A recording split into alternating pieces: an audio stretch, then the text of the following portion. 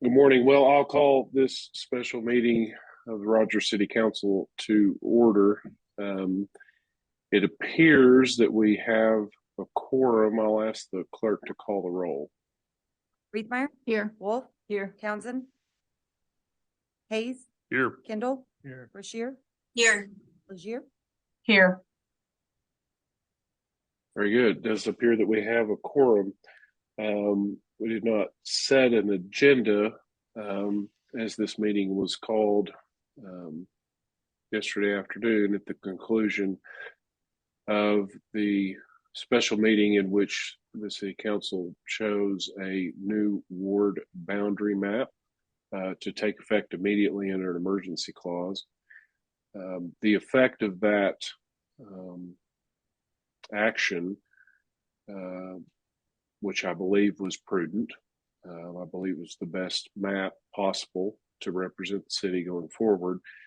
But in doing, in adopting that map, it in effect placed a current duly elected at large by the entire city, Councilwoman Riethmeyer, redistrict her into Ward 1 going forward. And so I think that is maybe in part why we're here to visit today. So I would ask if there's any comments, concerns, questions for clarification, and that includes myself and or staff.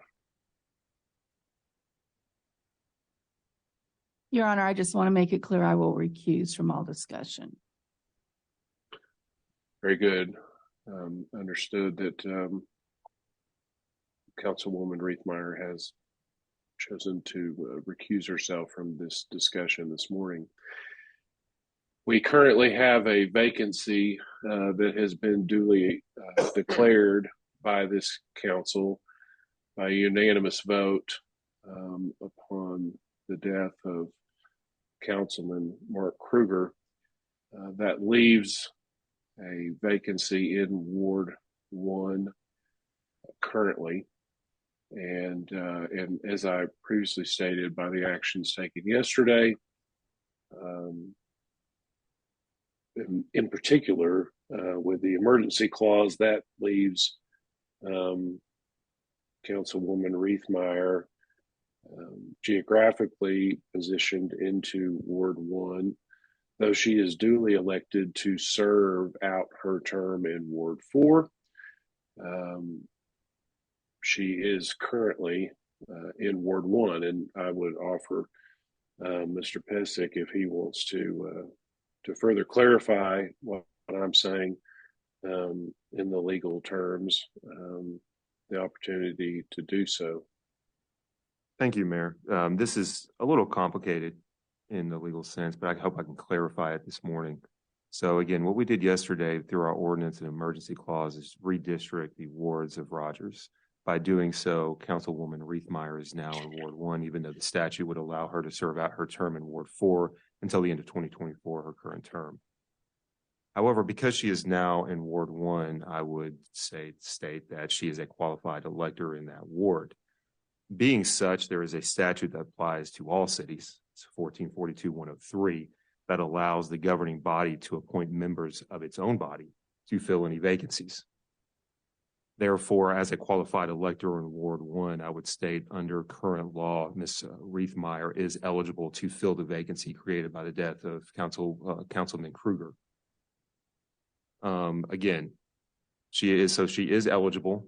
The only requirement is if she is so nominated, she could not vote on herself.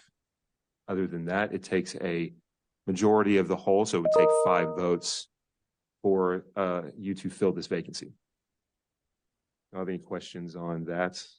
I don't want to go too into the weeds, but I can if you need to, because there's actually 2 statutes that govern filling the vacancies.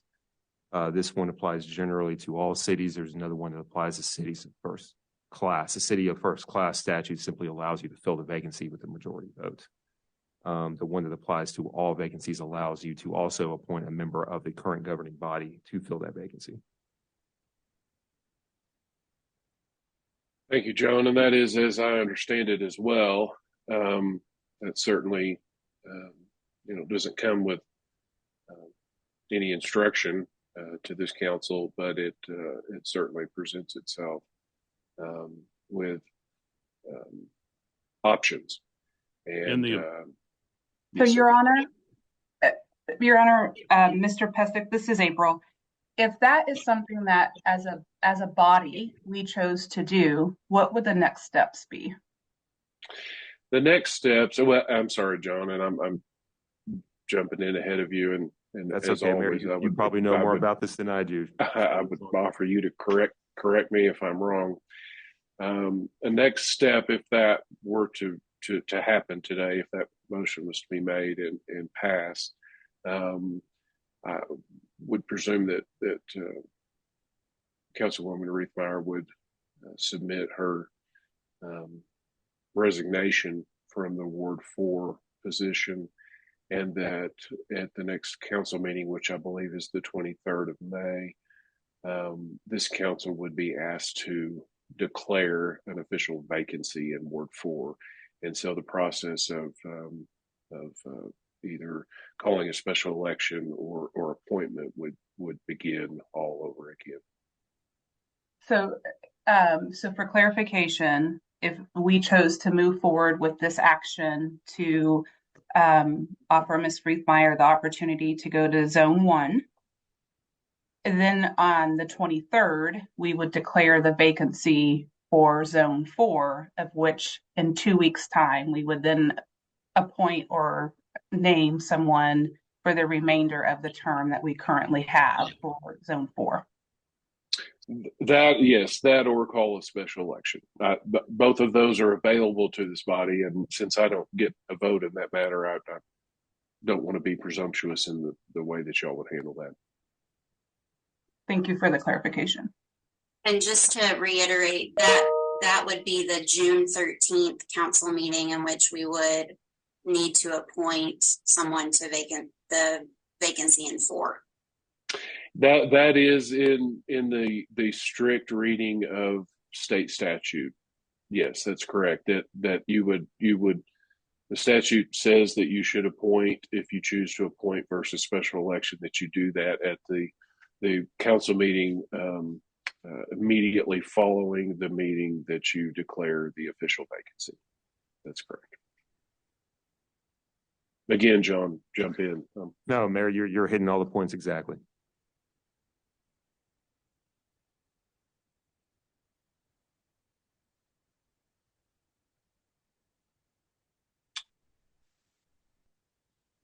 Any other questions or points of clarification?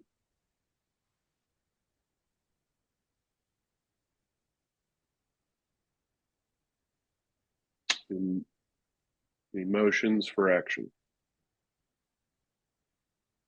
I would move that we appoint Councilwoman Reithmeyer to the vacancy to fill Ward 1. I second that as well. We have a motion and a second to nominate Mrs. Reithmeyer to replace Mr. Kruger's position, which has been duly confirmed as vacant in Ward 1. Any questions or comments? All those in favor say aye. Aye.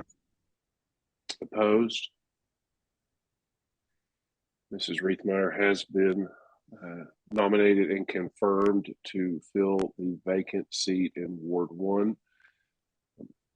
Her actions between now and the next council meeting would be to submit her resignation from Ward 4, which will be up for your consideration to declare vacant at the next regularly scheduled meeting of the Rogers City Council on May the 23rd. Are there any other comments or questions? I just want to talk maybe for a minute about the timing of the filling Ward 4 vacancy. It feels very rushed to go through a thorough vetting process of notifying of the vacancy, especially given the redistricting that just happened, ensuring we have due time for those interested to submit their interest, and for the council to have an appropriate amount of time to vet candidates before making a really important decision. I don't know what options we may have around extending the period of time that we could consider applications without having to vote on the very next meeting, which is 2 weeks. I guess it's technically 3 weeks, but still seems rushed. Yeah, I don't disagree with you, and I can tell you that in my 23 years with the city, we've done this a couple of times, more than a couple of times, and we have never met that timeline.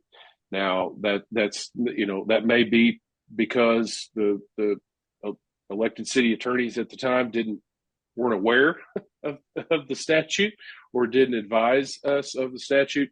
But all that said, we didn't meet those timelines. I don't know how much peril that puts us in. Anytime a statute says, shall and should or could, that certainly is meaningful language. The remedy, if someone felt disenfranchised by that, is likely nominal. But that said, I would kind of defer to John to sort of put us in a framework of what does that mean and what could that look like going forward. So John, not to put you on the spot, but It's okay, Mayor. It's a very good question. It's a question I've had for myself. And under a strict reading of the statute, it simply says the next regularly scheduled meeting, you shall select one of two options. That gives you a very quick deadline. Fortunately, we have an extra Tuesday, so it gave you a little buffer just by chance on the dates.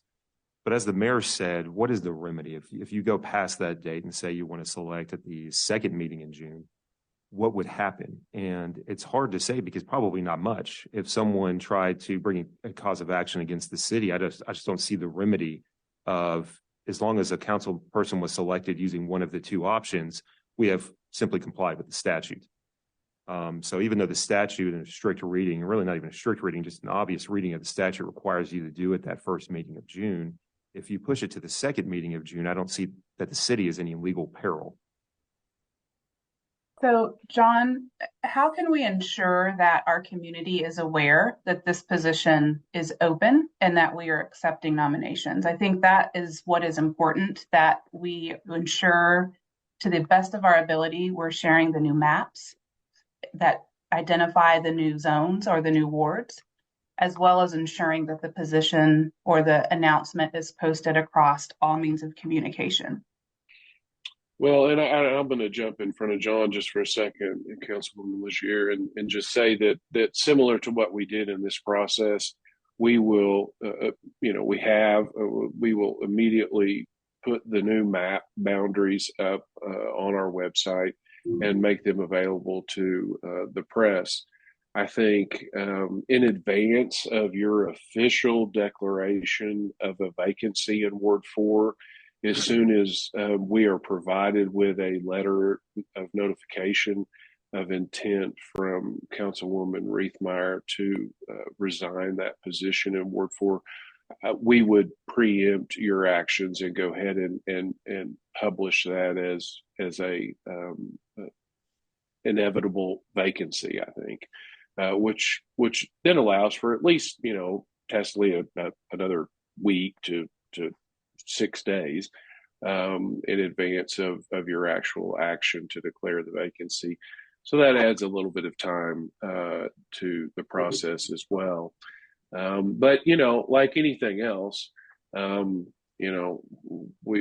try to notify people of street closures and ribbon cuttings and park openings and all sorts of other things. And unfortunately, as much as we diligently try to make sure everybody's aware of everything, we're just simply not invited into everybody's living room. But your point is taken well, and I think that we'll be able to use all mediums to advise anyone that would try to avail themselves of an appointment the opportunity to do so. Thank you. Could I propose a framework of timing? I don't know. And I would also welcome any fellow council members who have been through the process before, for those of us that have not. It seems to me if we were able to proactively communicate what the interest application process might look like, along with a timeline. What I would propose as a framework, and I'm open to feedback, and John also very open to if this does not meet the statutes. If we asked for those of interest to submit their interest by the time of the first meeting in June, the 13th, that would then allow us to have the following week to do any type of interviews, presentations, and then potentially vote on the last meeting in June. I think with vacations and availability of council members, we want to make sure that we have plenty of notice as we schedule the times when we will have the opportunity to meet the applicants or those interested. If we were to publish that, state that very clearly, it's also transparent for those that would express interest to know what would be asked of them and to ensure that they can make arrangements to be available for key meetings as well. Well, I do want to make one comment. I mean, I can't advise city council to blow past the statute. Again, I can advise you that I don't think there is an adequate remedy, but I would suggest trying to comply with the statute as best we can. And so some of that is we can open an application process on our website, put it out through social media, because we also need to do a little bit of legwork confirming they are a qualified elector in Ward 4 before we even submit them to you to look at. We need to do our background homework to make sure they are a qualified elector. So I would suggest a timeline, again, which can be very well publicized before that June date. Publicize that. We make sure that every resume goes through a vetting process just to make sure they are actually qualified for that seat before we in turn turn it over to council members. That's just my suggestion. I think, Yeah, I would agree. I would agree with John. I'm sorry, Barney. I don't mean to interrupt you at all. I was just going to say, Mayor, I think the law is written, folks, and I think we need to follow the law as closely as we possibly can. I think to get out and start kind of forecasting out into the future with our own time frame, I don't know if that's, I mean, I think we ought to stick with the statute as best as possible. I totally agree with that. My suggestion for a deadline to submit applications would be our deadline for publication for that first meeting in June. So, John, help me out with that if you have your Google machine in your hand. And is it so? It would be. Am I correct in saying it would be the Wednesday before the first meeting in June? Is that our deadline for publication? So, Mayor, our deadline is actually going to be Friday, June 2nd for that meeting. And again, we have an extra week built in. It's usually a Friday at noon, but I have department heads have a deadline to give me a resolution to ordinance items. So we have that internal deadline sort of preset, and that would seem to coincide with any business before this body in that first meeting in June. And you know, and then of course, what you do with that past that point is again up to the body. So let me just make sure I understand, John. The agenda items for the June 13th meeting have to be submitted by Friday, June 2nd. That's correct.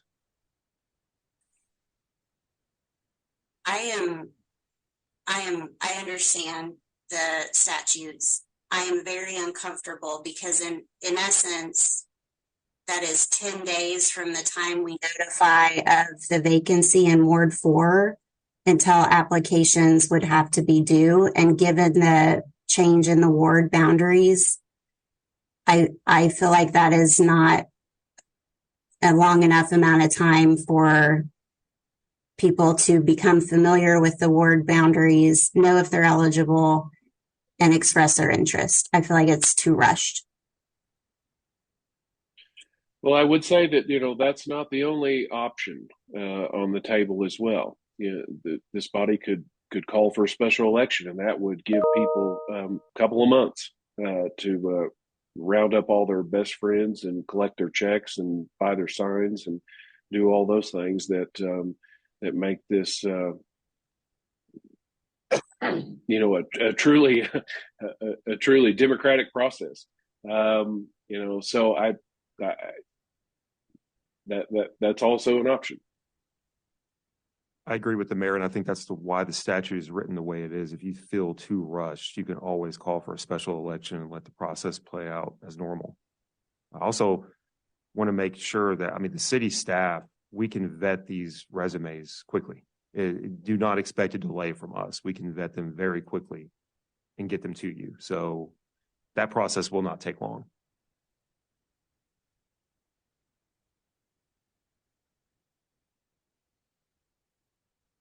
Any other comments pertaining to this portion of the discussion, or thoughts, ideas, solutions? I would make a motion to stay with the process that we're in at this time. Would that be to make the deadline for application to fulfill presumed inevitable vacancy in Ward 4 to that Friday, June 2nd, I think you said, John? Yes, Yes, ma'am. Okay. that would be. So that is a motion to make June the 2nd at noon a deadline to apply for a perceived inevitable vacancy in Ward 4. And I'll second that motion, Your Honor. We have a motion and a second. Is there any questions or discussion? All those in favor say aye. Aye. Oppose? No. No. The ayes have it. That motion has passed. Any other questions or business to come before this body today?